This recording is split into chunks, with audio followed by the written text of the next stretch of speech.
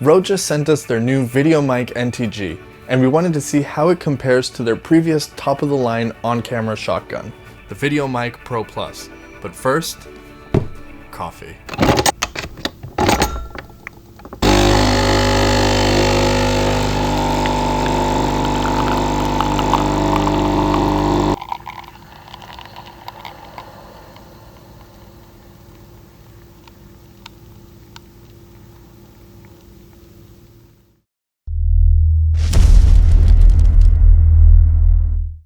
The Rode VideoMic NTG is the new top-of-the-line mic from Rode, and it packs quite a few interesting features. The first thing I noticed is the high-quality build of the mic. Unlike the VideoMic Pro Plus that feels kind of plasticky, the VideoMic NTG is made almost completely out of aluminum and feels really sturdy in my hands. Both mics have a Rycote lyre support. This reduces the handling noise. But the one on the NTG also has a set of snaps that dampen any cable noises. Another great feature for running and gunning is the safety channel. When recording, the mic will actually output two separate channels. The first one is just what you set your gain to. It will also output a second 20 dB lower stream to save you when your audio starts to clip. And you'll know when the audio starts to clip because there's a blinking light that goes off when it gets too loud. And the last run and gun feature, which I absolutely love, is the NTG turns on when your camera turns on and turns off when your camera turns off. If you've ever run out of battery on your older mics, you'll know why this is such a fun, critical feature. Looking at the controls on the NTG, it has all the controls that the Pro Plus has, like the 750 and 150 low pass cut, but it does one better for the gain control. The Pro Plus has a button to select plus 10 or minus 20 dB. The NTG has a minus 20 dB option, but it also has a dial that you can use to precisely nail the gain you want. For example, you can turn the knob all the way up to avoid using the internal camera preamps, which are usually not that impressive anyways. All those features make the VideoMic NTG ideal for vlogging and run and gun operation, but how does it compare to other microphones? Well, I'm glad you asked. Here are a couple of tests that we ran to see what $250 will get you in terms of sound quality. For today's competition, we've brought 4 microphones. The first one is the MKE 400 by Sennheiser. The second one is the MKH 416 by Sennheiser. We also have the VideoMic NTG by Rode and the VideoMic Pro Plus by Rode. If you want to hear more about the VideoMic Pro Plus, check out the link above.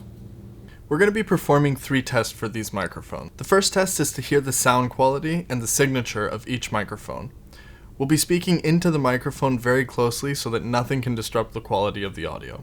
Today, we'll be reading Winnie the Pooh by A.A. Milne. Chapter 1, in which we are introduced to Winnie the Pooh and some beasts, and the story begins. Here is Edward Bear, coming downstairs now, bump bump bump, on the back of his head, behind Christopher Robin.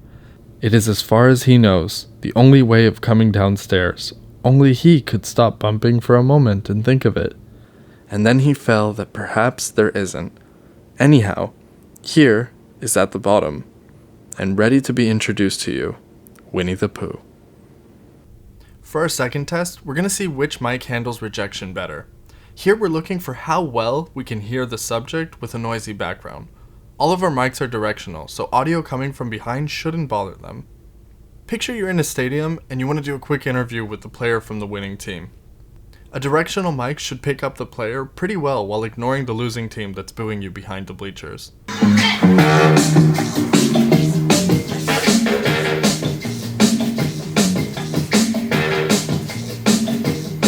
So here we are, test number 2. We have a speaker behind all of our microphones, and it's playing pretty loudly. If you can hear me, this is a pretty good test for the microphones. So here we are, test number 2. We have a speaker behind all of our microphones, and it's playing pretty loudly. If you can hear me, this is a pretty good test for the microphones. So here we are, test number 2. We have a speaker behind all of our microphones, and it's playing pretty loudly. If you can hear me, this is a pretty good test for the microphones. So here we are, test number 2. We have a speaker behind all of our microphones, and it's playing pretty loudly. If you can hear me, this is a pretty good test for the microphones. For our last test, let's look at the signal to noise ratio.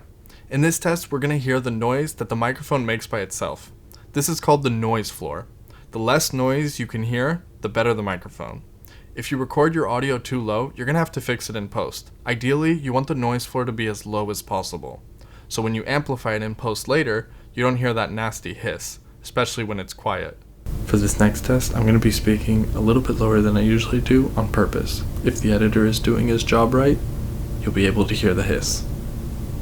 For this next test, I'm going to be speaking a little bit lower than I usually do on purpose. If the editor is doing his job right, you'll be able to hear the hiss. For this next test, I'm going to be speaking a little bit lower than I usually do on purpose. If the editor is doing his job right, you'll be able to hear the hiss. For this next test, I'm going to be speaking a little bit lower than I usually do on purpose. If the editor is doing his job right, you'll be able to hear the hiss. Out of the four, the Rode Videomic NTG is hands down the best value for money. The NTG tails the 416 at only a quarter of the price. It also has a nice, flat, desirable sound signature with great clarity and directionality. It also performed about as well as the 416 in terms of signal-to-noise ratio. Wowzers, right? The MKH 416 probably has the best sound of the mics that we tested. It's no wonder this microphone is so loved by the film industry. But this microphone comes at a pretty hefty cost, and I'm not just talking about the $1,000 price tag. The microphone is relatively heavy and it's pretty big. You won't see me mounting this on the top of my camera. If you compare the NTG to the 416, they really do both sound amazing, but the NTG is slightly behind. On the other hand, the 416 just isn't as versatile as the NTG. Using this mic has been such a pleasant surprise. Between the size of the microphone, the weight, and the way it's designed, it's just so adaptable to so many different situations. The Rode Videomic NTG makes a great on-camera mic and a high-quality boom mic. At $250, it really does wipe out any competition in its price bracket.